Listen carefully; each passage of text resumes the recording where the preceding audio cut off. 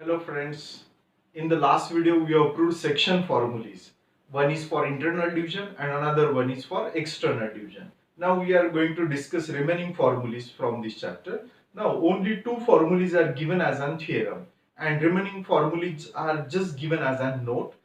So now one of them is midpoint formula. So midpoint formula can be proved using section formula for internal division. So here R is midpoint of which segment AB and its position vector is R bar, and here A bar is nothing but position vector of point A and B bar is nothing but position vector of point B. Now here one segment is given to us, which segment AB, and R is the midpoint of this segment. If R is the midpoint of this segment means we can say that AR and RB are of equal length. If this length is of 5 centimeter means RB is also what? 5 centimeter, because R is what? Midpoint. Then what will be the ratio of AR and RB? Means 5 upon 5 will be equals to what? 1 upon 1. Means we can say that this ratio will be equals to what? 1:1. So now why ratio is 1:1 is clear, because R is what? Midpoint. अगर ये AR 10 है तो RB भी क्या होगा? 10. 10 upon 10 will be equals to what? 1 upon 1. Means ratio is 1:1. So now we are applying section formula for internal division.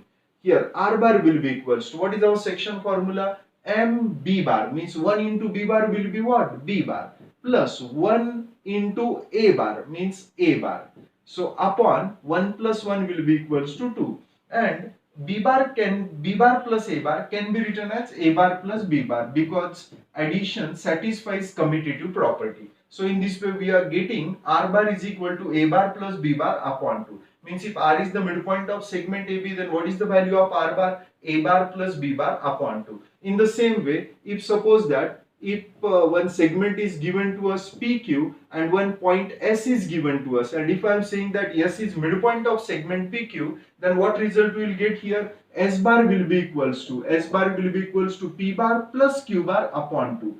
P bar plus Q bar upon 2. Such type of result we are getting applying what? Midpoint formula. Hope this midpoint formula is clear to you. Now next formula is centroid formula. Centroid of a triangle. Already in your earlier classes you have studied about medians of a triangle. Median in a triangle, how many vertices are there? 3 vertices. Let us denote the vertices say by A, B, C. Means in short we can say that the given triangle is triangle ABC. We know that triangle has how many sides? 3 sides. Let us denote the midpoint of one side say by D, midpoint of another side say by E, and midpoint of third side I am denoting by F. So D is the midpoint of side BC, E is the midpoint of side AC, and F is midpoint of side AB.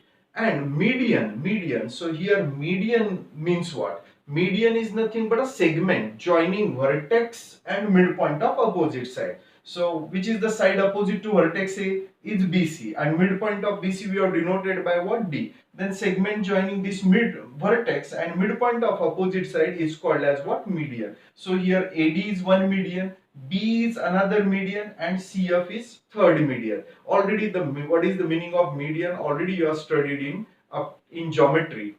So now we know that the point of intersection of 3 median is called as what? Centroid, and this centroid is denoted by what? G. So this point is called as what? Centroid. Is it clear? So now here also centroid is denoted by what? G. G is the centroid of triangle. Centroid means what? Point of intersection.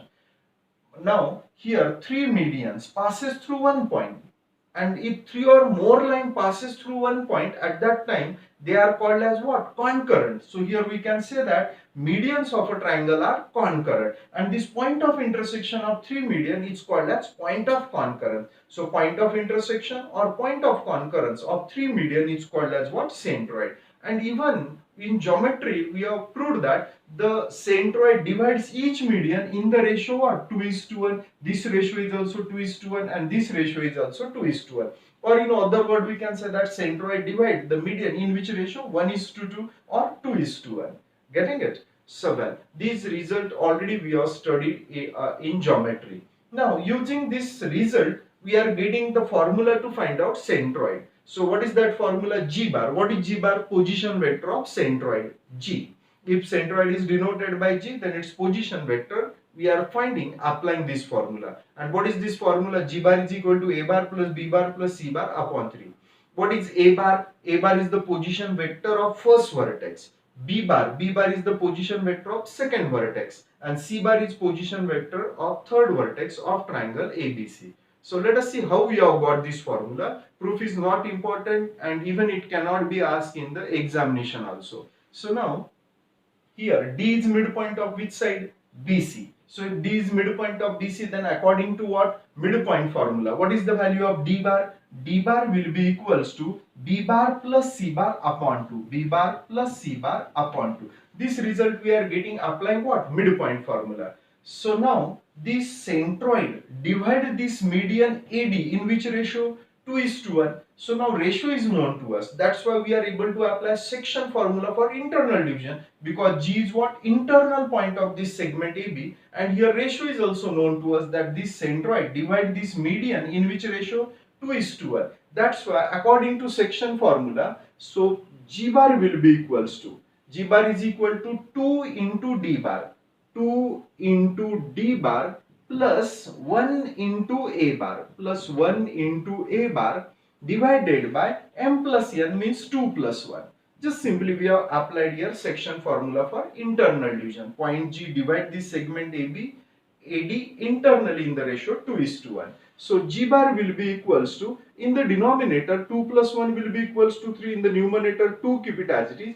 D bar can be replaced by its value. What is its value? B bar plus C bar upon 2 plus 1 into A bar will be equals to what? A bar. Here 2 will get cancelled. If you observe the numerator very carefully, which three vectors we are getting? A bar plus B bar plus C bar. So A bar plus B bar plus C bar. In this way we have got the value of G bar. So what is G bar here? G bar is nothing but centroid. What is the meaning of centroid? Centroid is point of intersection of three medians of a triangle. Median means what? A segment joining vertex and midpoint of its opposite side. So in this way we have got two important formulas here. One is to find out position vector of midpoint, and second formula is to find out position vector of centroid. Now let us discuss the next very important formula, is centroid formula of tetrahedron. Centroid formula of what? Tetrahedron. So here centroid generally we are denoting by what? G bar. So first try to understand what is the meaning of tetrahedron. So might be possible you have seen the pyramid in Egypt, isn't it? Its shape is just like that pyramid of Egypt. Means its each face is like what? Triangle. Base is also like triangle. Each face is like what? Triangle here. So such figure or such solid figure is called as what? Tetrahedron. Now how many vertices are there? 4 vertices, A, B, C, D. And if you observe this vertex A, and opposite to this vertex A, one side is there or one triangle is there? Definitely here we can observe that for every vertex on its opposite one triangle is there, isn't it? Its solid figure is there. So try to imagine it. So now the segment joining vertex and centroid of its opposite triangle. We know that every triangle has a centroid. Centroid means what? Segment joining. It is the point of intersection of medians. So here also 3 medians are there, and point of intersection of these 3 median is called as centroid. Let us denote here this centroid, say, by this point, and thus segment joining vertex and centroid of its opposite triangle. It's called as what? Median. Median of what? Tetrahedron. Median of tetrahedron is nothing but a segment joining vertex and what? Centroid of its opposite triangle. So for every vertex on its opposite side, triangle is there, and segment joining vertex and centroid of opposite triangle, it's called as what? Median. And how many medians we are getting here? 4 medians, because 4 vertices are there, and for every vertex its opposite part is nothing but a triangle. So point of intersection of these 4 medians is called as centroid of the tetrahedron. And if we are denoting this centroid by what? G, then its position vector G bar can be found out applying this formula: A bar plus B bar plus C bar plus D bar upon 4. Proof of this formula is not given in our syllabus, just it is given as a note. So applying this formula, we are able to find out position vector. Position vector of what? Centroid. If centroid is denoted by G, its position vector is G bar. And what is A bar, B bar, C bar, D bar? It is the position vector of 4 vertices of the tetrahedron. So this is the formula to find out centroid of a tetrahedron. And what is centroid of a triangle? G bar is equal to A bar plus B bar plus C bar upon 3. And centroid of tetrahedron is A bar plus B bar plus C bar plus D bar upon 4. In may be possible, instead of ABC, triangle is denoted by PQR, then its centroid will be G bar is equal to P bar plus Q bar plus R bar upon 3. Well, these are some ideas about centroid of what? Tetrahedron. Now let us discuss about incenter of a triangle. Already what is the meaning of incenter? That part also you have studied in the in geometry up to 10th standard. Again, let us revise. What is the meaning of incenter of a triangle? We know that in a triangle, how many angles are there? 3 angles, angle A, angle B and angle C. How many angles are there? 3 angles. So let us suppose that here AD is the bisector of angle A. AD is the bisector of which angle? A. Means we can say that AD bisect this angle A, means it divide this angle in two equal parts. In the same way, I am supposing that this BE is the bisector of which angle? B, and CF is the bisector of angle C. Then point of intersection, these three angle bisector passes through one point, and if 3 or more line passes through one point, at that time 3 lines are called as what? Concurrent lines. So here these 3 lines are nothing but what? These 3 lines are angle bisectors. That's why we can say that angle bisectors of a triangle are concurrent. This point of intersection and this point of concurrence is called as incenter. So this point is called as incenter. So what is incenter? Incenter is the point of concurrence. Point of concurrence of 3 angle bisector, or simply we can say that it is the point of intersection of 3 angle bisectors. So we are going to prove one formula also. Later on it is given in the solved example, but we are going to prove that formula to find out incenter of a triangle. But for time being, just remember this formula. So here its position vector is given by this formula. Which formula? Magnitude of AB bar into C bar, magnitude of BC bar into A bar, magnitude of AC bar into B bar upon magnitude of A bar plus magnitude of B bar plus magnitude of C bar. So here magnitude of AB bar means this is the vector what? AB bar, and its magnitude we are denoting by this symbol. Is it clear? Now for simplicity, I am denoting the magnitude of AB bar, AB. Magnitude of this AB bar means length of this segment AB by this segment AB is the side opposite to which vertex? C. So let us denote its length by small c. Now AC is the side opposite to which vertex? B. So let us denote its length by say small b. I am denoting this length by small b. And this BC is the side opposite to vertex A. So I am denoting its length by small a. So now this formula will become, if we are denoting this position vector, this incenter by I and its position vector by I bar, then its value will become. Now here magnitude means what? Length. Magnitude means what? Length. So magnitude of AB bar means length of segment AB. Length of this segment AB we have denoted by what here? C. Now you have to remember that C is nothing but side opposite to which vertex? C. If we are denoting this length by C, so here we will get this length will become C. So here we will get C bar plus length of segment BC. BC we have denoted it by A. So what we will get here? A into A bar. And lastly, length of segment AC we have denoted by small b. So here we will get B into B bar. In the denominator also, we have already replaced magnitude of A bar by what? C. So here also we will get C plus here we will get B plus here we will get A. Magnitude of BC bar is A and magnitude of AC bar is what? B. So it can also be written as, if you will observe this numerator very carefully, AA bar plus BB bar plus CC bar. So it can be written as AA bar plus BB bar plus CC bar upon a plus b plus c. A plus b plus c. So in this way, using simple method also you are able to remember this formula, but don't get confused here. What is a bar, b bar, c bar? A bar, b bar, c bar are the position vector of three vertices of the triangle. A bar is position vector of first vertex A. B bar is position vector of vertex B, and C bar is the position vector of vertex C. Now here A is not the magnitude of A bar. Remember it.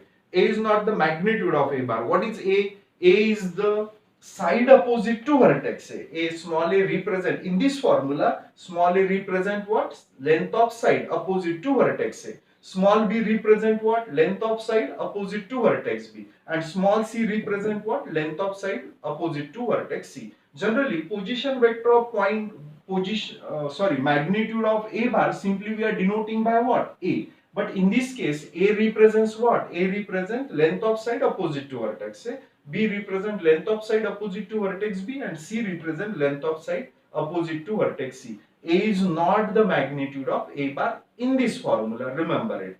So simply you are able to remember this formula as A bar plus BB bar plus CC bar upon A plus B plus C. So what is small a? It is the length of side opposite to vertex A. What is small b? Length of side opposite to vertex B. Small c is what? Length of side opposite to vertex C. And what is A bar, B bar, C bar? A bar, B bar, C bar are the position vector of three vertices of a triangle. So in one theorem, or this theorem is given as a solved example here. So but we are going to prove it because many times it can be asked as a theorem in the examination. Theorem means it is theoretical question. So to show that angle bisectors of a triangle are concurrent, and that point of concurrence is called as what? Incenter. And at that time we are going to prove this formula also to find out the position vector of incenter. Now we are going to find out the position vector of orthocenter also.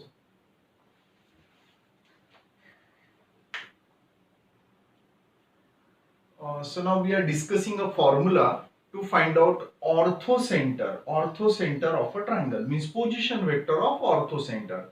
First let us try to understand what is the meaning of orthocenter. Now we have discussed already centroid of a triangle. Centroid is the point of intersection of three medians. Then we have seen incenter. Incenter is what? Point of intersection of three angle bisectors.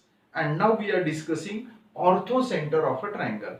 Orthocenter is the point of intersection of three altitudes of a triangle. Now altitude means what? A perpendicular drawn from vertex, on its opposite side. So this AD is nothing but a segment drawn from vertex A perpendicular to its opposite side. And let us denote this foot of perpendicular, say by D here. Now another perpendicular that is drawn from vertex B on its opposite side. So perpendicular segment drawn from vertex B on its opposite side AC is called as altitude of which side? AC. Let us denote here foot of perpendicular, say by E, and here foot of perpendicular, say by F. So in this way we have taken three altitudes, and the point of intersection of these three altitudes is called as orthocenter. So in geometry you have proved that the three altitudes of a triangle are concurrent. Concurrent means they passes through one point, and that point of concurrence, or we can say that point of intersection of these three altitudes is called as what? Orthocenter. So idea about orthocenter is clear. Orthocenter is the point of intersection of three altitudes. Centroid is the point of intersection of three medians. Incenter is the point of intersection of three angle bisectors. And the value of this position vector can be found out applying this formula: tan A bar plus tan B bar plus tan C bar upon tan A plus tan B plus tan C. Here A bar, B bar, C bar are position vector of these three vertices of a triangle. Tan A means capital A represents what? Angle A. If angle A is given to us, say 30 degree, then here we will get tan 30. In the same way, here substitute the value of angle B, here substitute the value of angle C. This capital A, capital B, capital C represent three angles of a triangle. So in this way we are getting a formula to find out position vector of orthocenter. Getting it? Now this formula is not the proof is not given in our textbook, it is just given as a note. So remember, this formula is used to find out position vector of orthocenter. Now suppose that one segment is given to us. This is a very important note. So one segment is given to us AB, and this point R, divide this segment AB. As it stand here, we have shown that this point R is internal point of this segment AB. Maybe possible that point R is internal, or suppose that the point R is external. At that time, same method we are using here. Let this point R is internal point of segment AB. If the value of position vector of point A is also given, B is also given, and position vector of point R is also given, and question is asked to find out that in which ratio this point R divides segment AB. So in which ratio that point R divides what? Segment AB. Then to find out the ratio generally we are denoting by what? M is to N. In the section formula we have denoted ratio by what? M is to N. So M is to N means what? M upon N. So here to find out this ratio we have to find out two unknown values. Which two unknown values? M and N. Instead of denoting this ratio by M is to N, simply denote this ratio by what? K. If we are denoting this ratio M upon N by what? K, means if we are denoting this ratio by K, then what result we are getting? Can I write K as K upon 1? Nothing is in the denominator, means 1 is always there in the denominator. And K upon 1, can I write it as K is to 1? Means we are denoting ratio by K. K means what? Indirectly we are denoting ratio by what? K is to 1. Getting it? K is to 1 means what? K. So in such cases denote the ratio by what? K. So that instead of finding two unknown values, here only we have to find out one unknown value. So for simplicity, this ratio we are denoting by what? K is to 1. So may be possible that value of K is in fraction, or if it is a number, if we are getting value of K is equals to say 5, then we can say that ratio is 5 is to 1. If the value of K is equals to say 5 by 4, then we can say that ratio is 5 is to 4. Means only we have to find out one unknown value if we are denoting the ratio by what? K is to 1. If the division is internal, at that time we will get this result, that R bar is equal to, what is our formula? MB bar plus NA bar upon M plus N. But here M is what? K, and N is what? 1. And if the division is external division, at that time plus will get replaced by what? Minus. So whenever question is asked to find out the ratio, remember that denote the ratio by what? K. K means what? K is to 1. Nothing is in the denominator, means 1 is always there. K can be written as K is to 1. So we are denoting ratio by K is to 1 if the question is asked to find out the ratio. In this way we have completed the theoretical part required to solve the example from next exercise. So in the next video we will solve the example from next exercise. Well, today we will stop here.